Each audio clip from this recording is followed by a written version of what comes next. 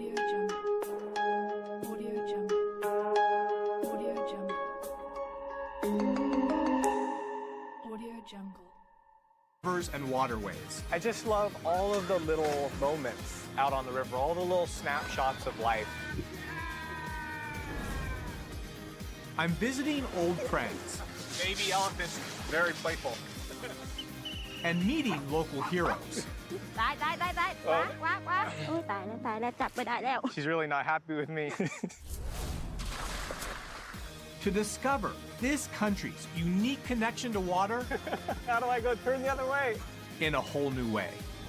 I've visited a lot of places in Thailand, and honestly, I didn't even know a place like this existed.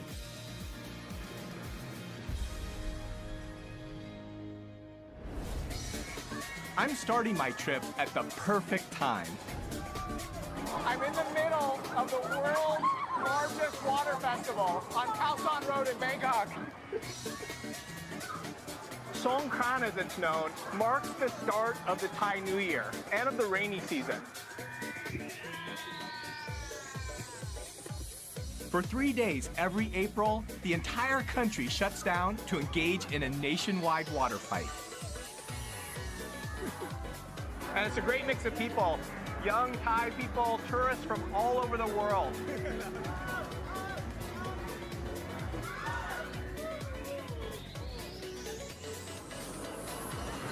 It's easy to see why Songkran is Thailand's most popular festival. I want to go and check out the more traditional side of Songkran to get a better sense of the importance of water to people here in Thailand.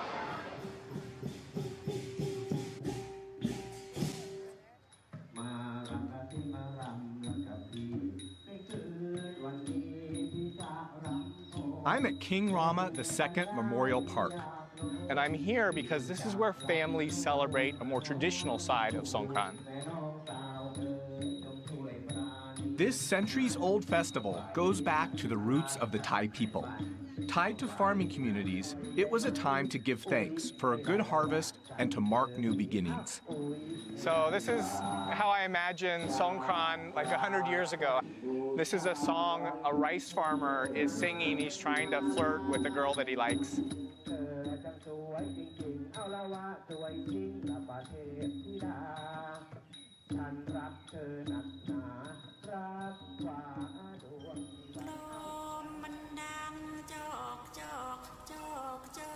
This is the original way of celebrating the Thai New Year, where water is used as a symbol for both cleansing and renewal. เอาลูกตักน้ And then ask for a blessing. Yeah.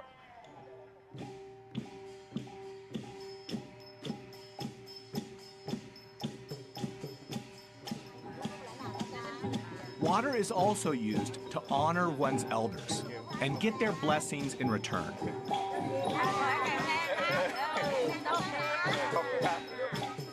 It's great to be able to compare and contrast traditional Songkran and what Songkran has become for a lot of people. That's the way Thailand is. In Thailand, you get this great mix of tradition and contemporary ways of celebrating. And it's all connected to water, the essence of life. I first came to Thailand in the 1990s to study freshwater fish.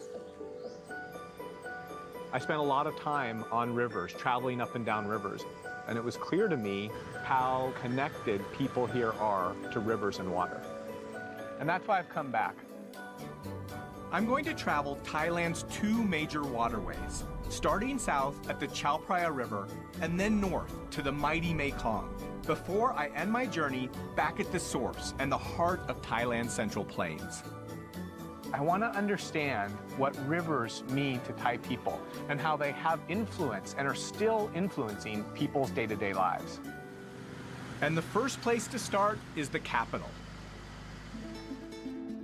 Like any big city, Bangkok has its share of roads, traffic, street lights, and skyscrapers.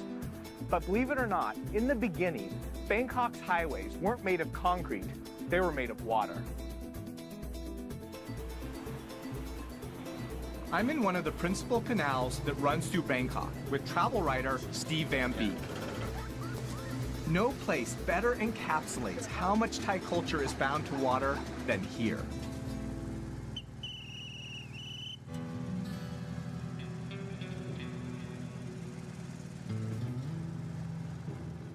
This is the postman? Yeah. Sawadee krap. Can I send a postcard? Yes. Yeah. So just like a normal postman, he has his bag of mail and does a couple miles on the river every day. My friend doesn't live on the river. Is this okay? Yeah. ขอบคุณครับ ขอบคุณครับ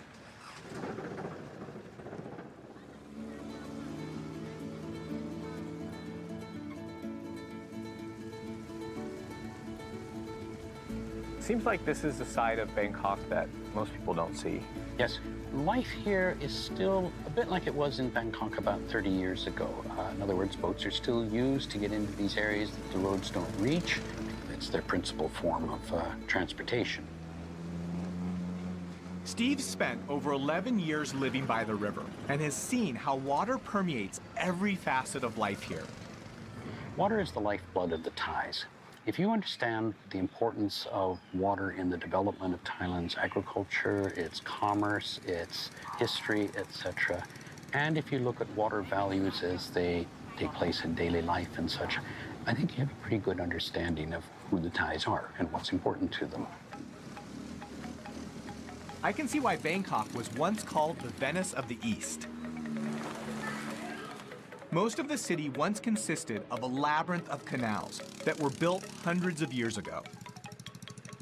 Thais recognized early on was that instead of being an obstacle, water could actually be a facilitator of economic growth, transportation.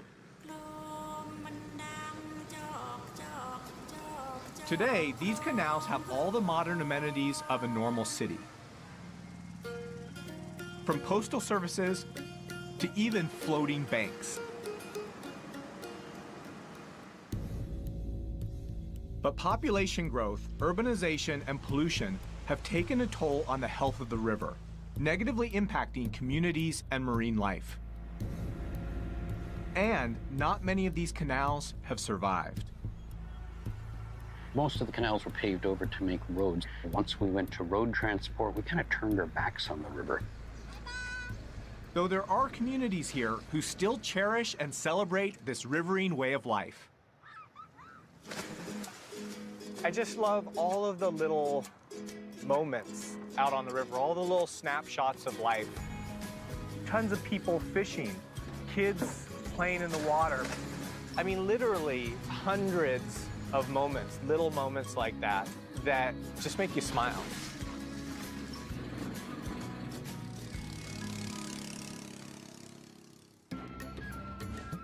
Thailand's waterways aren't just a conduit for transport and trade. The rivers themselves are also a source of sustenance. And even in some of the most inhospitable places, Thais have managed to find ways to harvest from the land. I'm heading southwest to an intersection where the rivers meet the sea. This place is a hot, muddy swampland. And the salt levels in these intertidal zones would kill an ordinary plant in hours. But it's in these mangroves where something remarkable happens. On previous research trips, I've caught everything from giant freshwater stingray to small black-tipped reef sharks right in this region. It's one of the most biologically rich and complex ecosystems on Earth.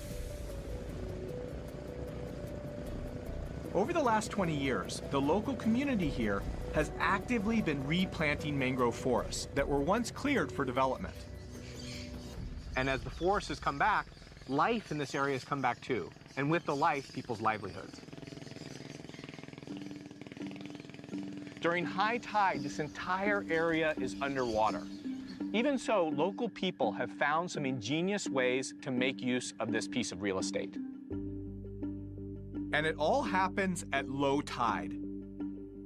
As the ocean waters recede, they leave behind mudflats that extend far out to the horizon. impossible to cross by boat or on foot.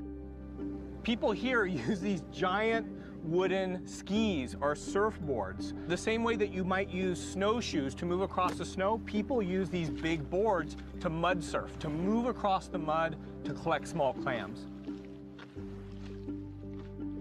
Clams are a vital source of income for the community here, and an amazing example of how Thais use the river systems both during the dry and the wet season. And I'm gonna find out just how it's done. Okay, let's give this a try. Time to get dirty. So, surfboard in the mud, pail to collect clams. Oh, like that. Okay. Oh, my legs are a little long. Here, Okay. feet here. Just go. Oh. Wait, how do I go turn the other way? โอ้ยเก่งๆขึ้นมาทางนี้ฮะนั่นละใช่ Oh, I thought it was gonna be easy. It's difficult to turn.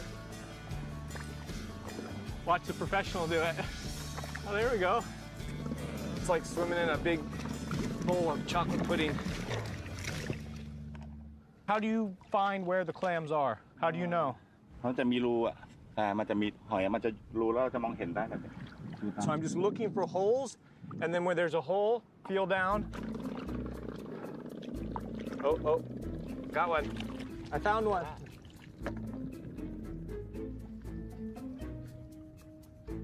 Ah! Reaching down in the hole, more often than not, I didn't get a clam, I got a crab. And as I grabbed onto the crab, they grabbed onto me. Ah! Gotta watch where I put my fingers. The clams we're collecting in Thailand's intertidal zone are blood cockles, small edible shellfish that grow to about 2 inches. This is hard work. It's about 95 degrees, and the sun is pounding down on us. No, ไม่กี่ตัวแล้วครับ but I have about 5. Hatua. In 4 or 5 hours, how many? Can you get a bucket full? ถ้าเก่งๆก็ได้ประมาณเป็น10กว่าโล10กว่ากิโล 10 kilos, 20 pounds of clams in 4 hours, if you're good. But so far, I only have 6.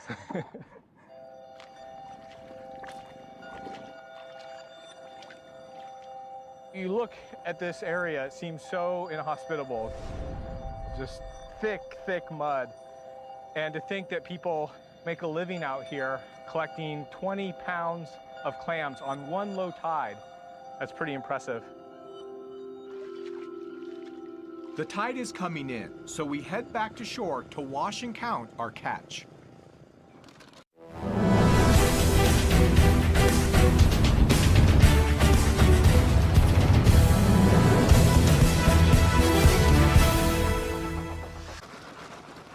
So how much can you sell these for? Lola Tarai Cup? 100 baht. 100 baht. So about 100 baht. So about $3 for 1 kilo. I've only collected half that, $1.50 on the market. But now that my work's done, it's time to cool off. This whole location has become a destination for ecotourists. People that come out, they want to see the stored mangrove. They want to see the monkeys. They want to play in the mud. And even the surfboards, they found a way to use them not only for work, but also to have a good time.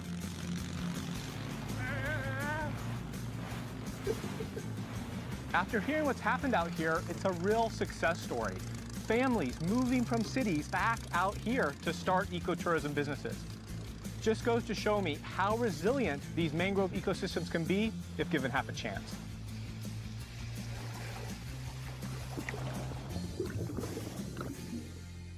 Next, I'm hitching a ride on the river to the ancient capital of Ayutthaya. The Chao Phraya is Thailand's principal river system, and it's helped shape Thai civilization. Kingdoms were founded on its shores, and the river connected ancient cities. Royal barges were the equivalent of the horse and carriage for Thai kings. Artisans typically handcrafted these 130-foot-long boats from a single teak tree, adorning them with gold lacquer and glass jewels.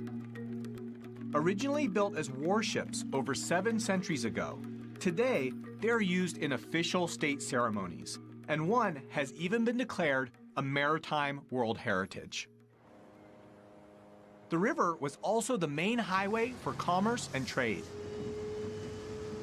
For centuries, barges like this have been transporting construction materials like sand and gypsum, and goods like sugar and rice up and down Thailand's rivers. These rivers were the economic superhighways of the pre-20th century, and barges like these helped build the country. I want to find out why these barges are still needed today, so I figured the best way is to jump on board one.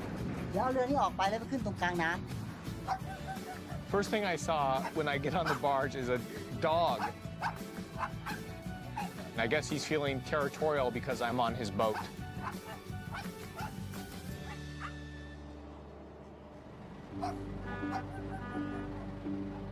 Now that we're all loaded up, we have a long, slow journey ahead of us. It's going to take us over 20 hours to cover just 62 miles. Which is pretty crazy if you think about it, because a truck could cover that same distance in about 2 hours. We're heading toward the city of Ayutthaya. Only 100 years ago, this river was filled with thousands of barges. Nowadays, as roads become the more popular method of transportation, the barges are dying out. I wanted to ask steersman Pramod what kinds of goods he carries and why. อย่างขนข้าวอย่างเงี้ยมันเอาไปเยอะกว่าประหยัดน้ำมันกว่า And so people still use the river like they did before. ใช่ใช่ถนนก็ไม่ติด I guess it makes sense. You can move more goods more cheaply if you're not in a rush. Pramod lets me have a go at the wheel, but not before a crash course in towing 3 92-foot-long barges carrying over 1,000 tons of soil. What happens if I need to stop the barges? If I turn the wrong way, I have to stop the barges. How do I stop them? แต่มันไม่มีเบรกเวลาจะเบรกเราต้องถอย เข้าเกียร์ถอยหลัง He says, no brake. So you imagine all of that weight, all of the inertia. It's impossible to stop. So go slow, just drive slow, be patient. ใช่ใช่ครับ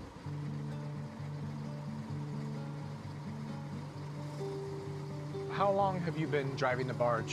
ก็นาน30 ปีได้แล้วพ่อแม่ขับเรือปู่ก็เคยอยู่เรือแปลซุงที่จังหวัดน่านล่องมาเมื่อก่อนไม่มีเครื่องไง With only a paddle, it's a 400-mile journey that back then would have taken over a month. Today, Pramod lives a waterborne life, much like his parents and grandparents did. It's a solitary lifestyle, and he could be the last of his family legacy. ปีนึงจะขึ้นไปบ้านไม่กี่วันหลักไปน้อยกับลูกอ่ะ Is that your daughter? ลูกสาวคนนี้ In the middle. What are your kids doing now? ลูกเรียนหนังสืออยู่ In college? Do you think your children will take over? คิดว่าไม่มาหรอกเขาบอกขับยากไม่อยากขับเขาชอบขับรถมากกว่า I'm curious to understand what motivates him to keep doing this. What do you like about being on the boat? อยู่นี่มันชีวิตอิสระแล้วเราอยู่มาตั้งแต่เกิดเล็กๆแล้วก็ถนัดกว่าคนอื่นมันก็ไม่ต้องไปเป็นลูกจ้างเขา You know, being out there, I got a sense for what that life is like. In many ways, life on the river is like taking a step back in time. Things seem more calm, more relaxed. Life seems to move at a slower pace. And that feels good. Having said that, I need to reach Ayutthaya before dark. So I say my goodbyes to Pramod and hop on a slightly faster mode of transport. Barges transported materials up and down rivers and helped build the Thai nation. But once goods got to port, there were no trucks or cars to get materials to their final destination. So people looked for the biggest, strongest thing they could find, elephants. I want to get a sense for just how these mighty pachyderms help build the Thai nation. So I helped the mahouts We brought a few elephants down the river for their evening bath.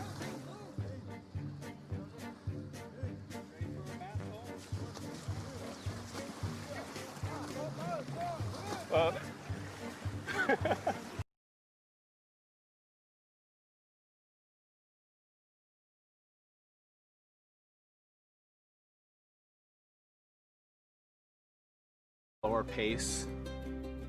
And that feels good. Having said that, I need to reach Ayutthaya before dark. So I say my goodbyes to Pramod and hop on a slightly faster mode of transport. Barges transported materials up and down rivers and helped build the Thai nation. But once goods got to port, there were no trucks or cars to get materials to their final destination. So people looked for the biggest, strongest thing they could find: elephants. I want to get a sense for just how these mighty pachyderms help build the Thai nation. So I helped the mahouts.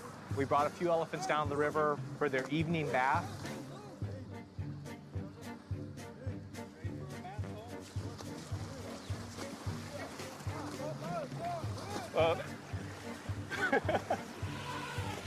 Elephants, they're just these massive, intelligent animals. There's just something about an animal that big and that strong that you have to respect them.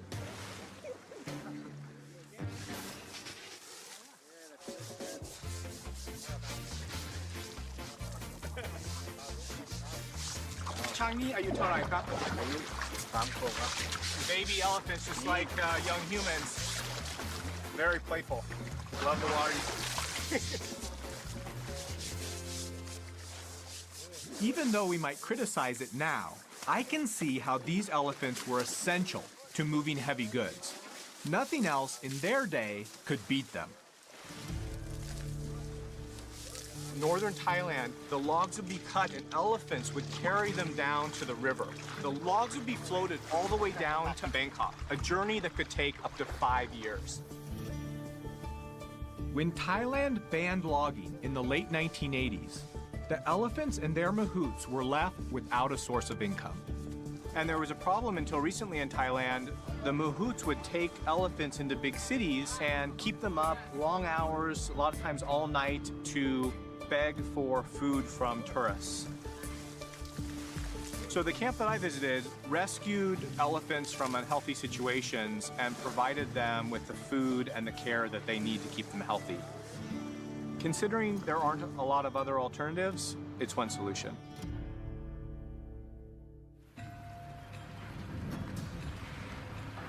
It's the late rainy season in Ayutthaya, Thailand, and surrounding this ancient capital is another key reason why the Thai kingdom thrived. Rice is at the center of life in Thailand. This ancient grain has shaped the history, the culture, and the economy of this country. I'm heading out to the central floodplains to find out how these rice fields provide a seasonal bounty. All of this fertile land around me is part of the Chao Phraya River Basin. And these fields produce enough to feed almost half the Thai population. But it's not just rice you can find in these fields. I met a woman named Mali who offered to show me how to catch fish out of rice fields. Yeah, sounds crazy. Fish in fields. The first step was to catch small frogs. No. Got it, I got it. We were running through the mud, looking for small frogs. There were little frogs in the mud on the edge of the water, and Molly was just yelling at me, but it was harder than it looked. They're so sneaky, aren't they, Molly? Molly's teaching me how to catch bait, the bait that she uses for snakeheads, and this is one of the snakeheads' favorite prey. but she's really not happy with me. ได้กี่ตัวแล้วน่ะ Only one. นี่แจมจับเขียดไม่เก่งเลย How many frogs do we need for bait? 20 กว่าตัวก็ได้ แล้วปัก So เบ็ดไม่มาก we have 5. She said that we need at least 20. นี่อีกตัวหนึงเนี่ย Says I'm not good way. Oh, เอาได้ไม่ได้ We finally got enough frogs to start fishing. เราต้องไปปักเบ็ดก่อนใช่ไหมจะ Yeah. จับเขียดแกะเบ็ด it's very simple. Just a small piece of bamboo, a string, and a hook. And Mali makes these herself at home. เราจับเขียดมาแล้วเราก็นี่ไง Sorry, buddy. แล้วเราก็ปักเบ็ดไม่ต้องให้เขียดจมน้ำ We're fishing for snakehead. It's one of the more common fish in the rice fields. It'll sneak up, it'll sense the movement of the prey of these frogs on the surface of the water and to ambush predators. So it'll sense the movement and then strike. Mali, the snakeheads, aroy, mai? อร่อย Aroy. The whole process is just so simple. Molly is someone, she doesn't have a lot of resources, and yet she's come up with a way to get the food that she needs both for her family and to sell from very simple instruments. เพราะว่าเราจับเขียดปักเบ็ดนี่เขาจับกันมาหลายปีแล้วใช่ไหมคะแต่ถึงเวลารุ่นเราก็ปักไปตามโบราณที่เขาว่ามา ที่มีน้ำนี่มันก็มีปลาตลอด เพราะมันไม่แห้ง Mali saying during the rainy season, all of these areas are connected from the river to the rice fields, and the fish that she relies on spread out all over the rice fields. So it's that cycle of the rainy season that connects most of the lands around here. And it looks like we finally got a bite. It's amazing to me that we've just hooked a fish in the middle of a rice field in Thailand. ดึงขึ้นมาเลยดึงขึ้นมา Oh, big one. There we go. So look at that. So a striped snakehead. This is one of the most common rice field fish, and this one's over a foot long. Mali says that in a night, she can catch 10, or in a good night, even 20 of these striped snakeheads. Good catch. It's a good one. มีความสุขไหม มีความสุขจ้ะ Look out. In the bag. Should we go check the other rods? จ้ะ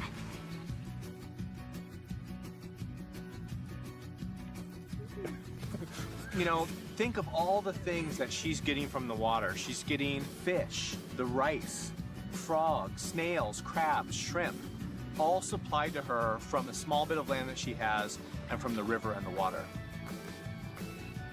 It really goes to show that even floods are turned into something positive here.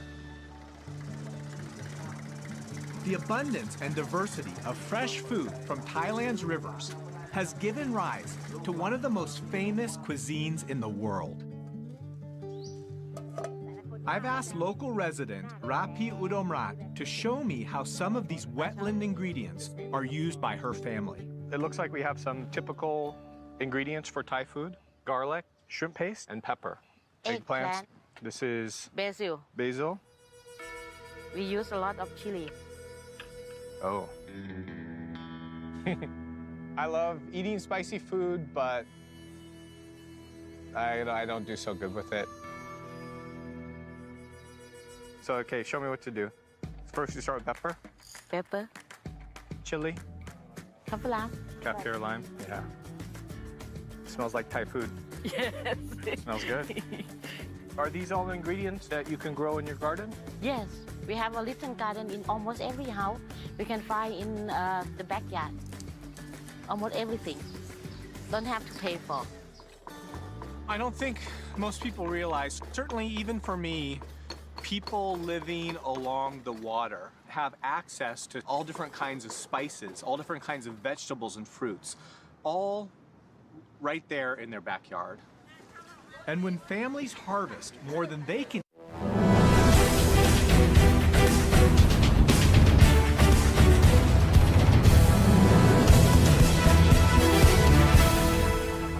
the river itself provides the space to sell it. When we almost finish, we feel sticky. Yeah, it feels sticky now. You like to try it? Sure. Oh, Is it spicy? a bit. For Thai. ฝรั่ง I don't know.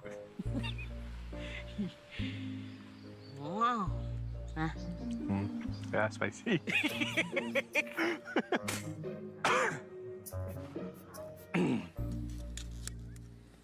Let's start cooking. What makes Thai food special? เพราะว่ารสชาติอาหารไทยแต่ละอย่างต่างกัน หวาน เปรี้ยว เผ็ด เค็ม Some of the ingredients we're using are only available in this season. เสร็จแล้ว It's done? ใช่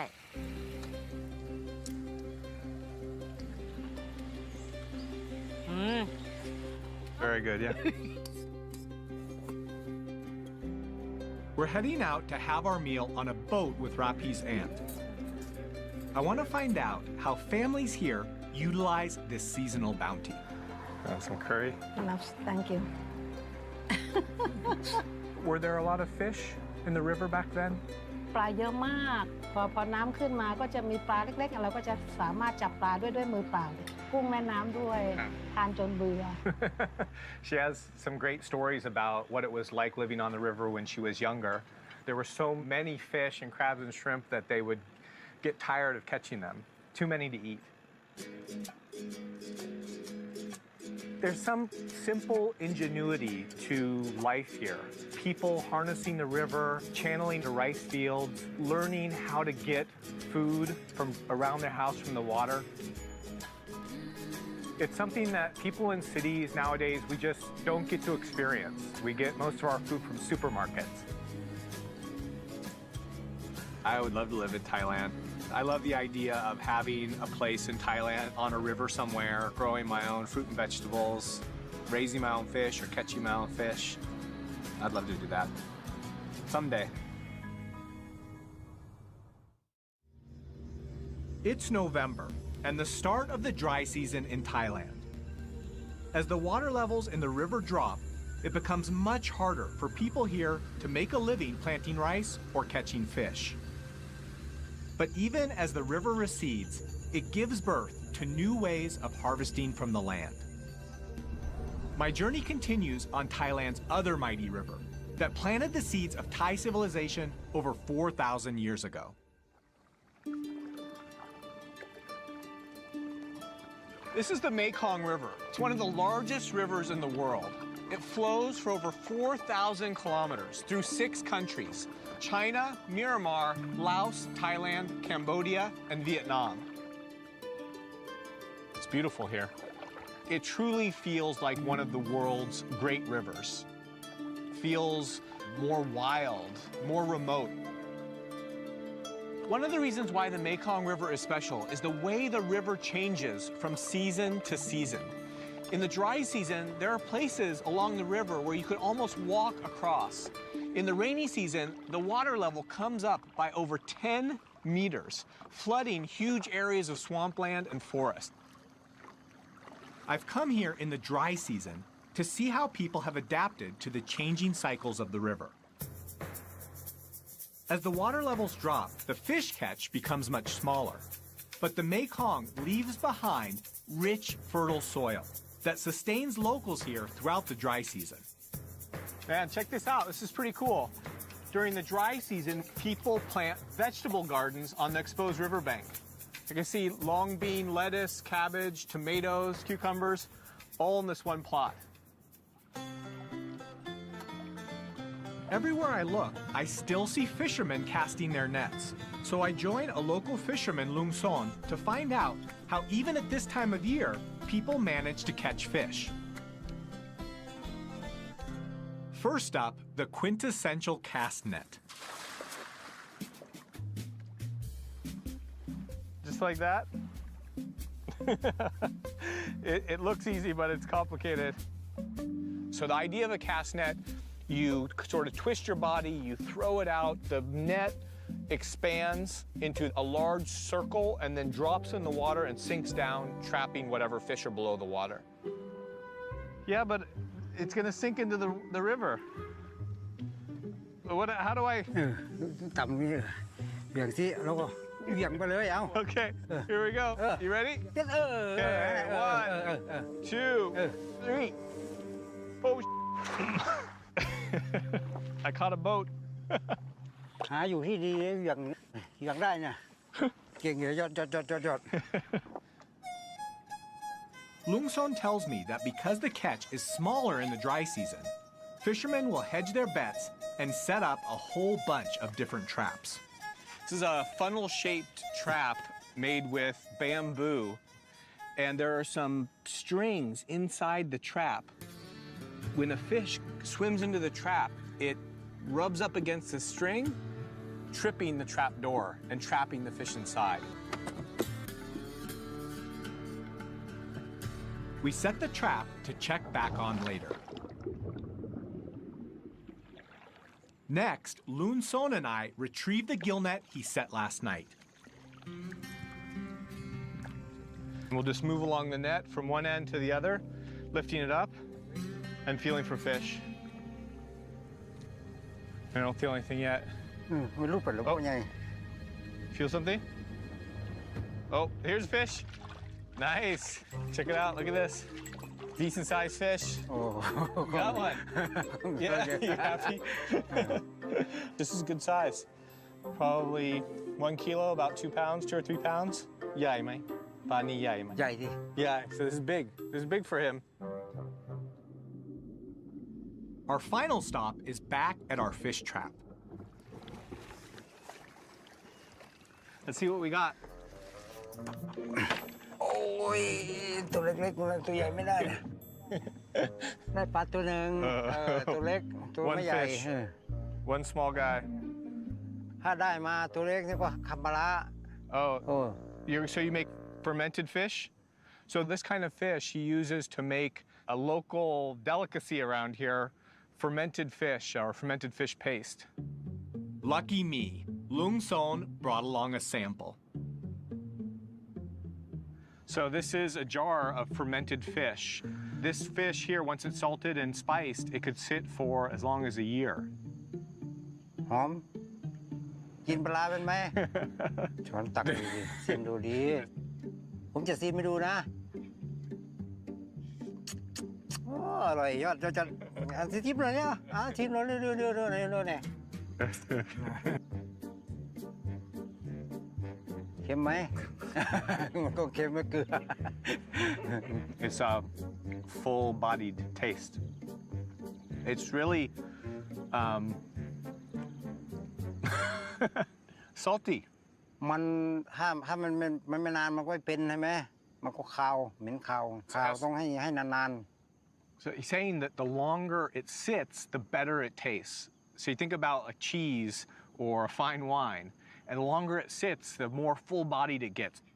ๆอยากมาอยู่เมืองเชียงคานไหมถ้าอยากอยู่ใช้ชีวิตสบายอยากกินหน่อไม้ก็ขึ้นภูนู่นอยากกินปลาก็ลงโขงแบบสบายแบบพอเพียงแบบว่าพออยู่พอกินแล้วก็พอ It's fascinating to see, at any moment, whether it's the wet or the dry season, people here have learned to make the best of a situation. The Mekong River is the rice bowl of Asia, and I really get the sense that people eat, pray, love, and live with the ebb and flow of the Mekong River. Over the centuries, the Thais have harmonized their lives with the seasons. In recent years, though, dams built upriver have made the flow of water highly unpredictable, disrupting the river's ecology and affecting people's livelihoods. So to make sure that they can survive when times get tough, the Thai Department of Fisheries worked out a solution. I'm heading to the Chiang Rai Fisheries Research Center to find out how they're engineering the nation's huge supply of fish. Inside this pond are tilapia, an African freshwater fish known for its quick growth and plentiful meat. It's probably the most popular cultured fish in Thailand. About 200,000 tons of tilapia are produced in Thailand every year. And the process for breeding them is quite unusual. The breeding program is part of a royal initiative in Thailand. There you go. Tilapia is an easy aquaculture fish, but to maximize their yield, researchers use an extraordinary trick to rear them. Wow. ตัวเมีย ตัวเมียไม่มีไข่ Oh, wow. The female fish, their mouths is filled with eggs. So these fish actually keep the fertilized eggs in their mouth. This is a process that I've never seen before. And so what we're doing is we're removing these young fish from the mouth of the adults as part of the breeding process. So how do we get the eggs out of the mouth? Oh, wow. That's crazy.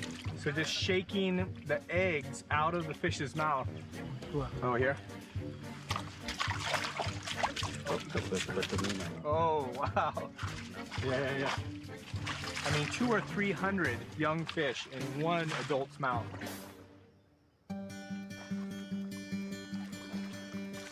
The whole point of this process is to collect the young fry and introduce hormones into their feed to change the sex of the fish to male.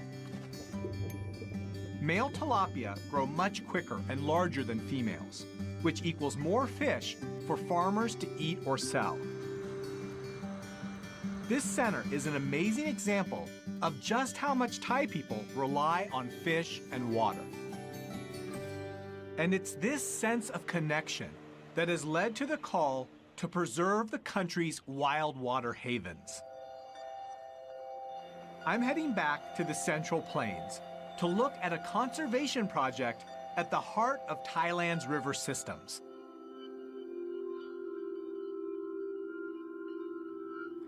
Right now I'm out on a huge expanse of water. It's a big lake that's part of Thailand's largest wetland. It's called Bung Borapet. And it's close to where 4 of Thailand's rivers come together to form the Chao Phraya. And historically, this is a location that was used for hunting and fishing, but more recently, it's been protected as a national park. I'm here with Somsak Tonghun from the Fisheries Department to find out more about why this place is so important. ตรงเนี้ยช่วงหน้าน้ำให้เข้ามาให้ลูกปลาเข้ามาเจริญเติบโตซึ่งจะสัมพันธ์กับช่วงหน้ามันก็พอปลาโตก็จะหนาวพอดีก็จะมีนกเข้ามาเราก็จะเห็นว่ามันสำคัญตรงที่ว่าทุกอย่างมันสอดคล้องกัน Bung Borapet is home to dozens of indigenous and migratory bird and fish species. Everything from Siberian ruby throat to ducks that flew here all the way from Pakistan. But I'm here to see something with more teeth. This area used to be home to over 30,000 Siamese crocodiles. But because of overhunting in the 1960s, there are now only about 100 left in the wild here. Are crocodiles important to the Bung Borapet ecosystem? จระเข้เนี่ยนะครับถ้าพูดถึงในแง่แล้วเนี่ยเป็นสัตว์ที่ช่วยควบคุมระบบนิเวศยังเป็นตัวที่จะบ่งชี้ถึงความอุดมสมบูรณ์ Thankfully, conservation efforts here are helping their numbers rebound. I've visited a lot of places in Thailand, been to a lot of different rivers, but I've never been here. And honestly, I didn't even know a place like this existed. And it feels like a place where water is very important, the most essential element.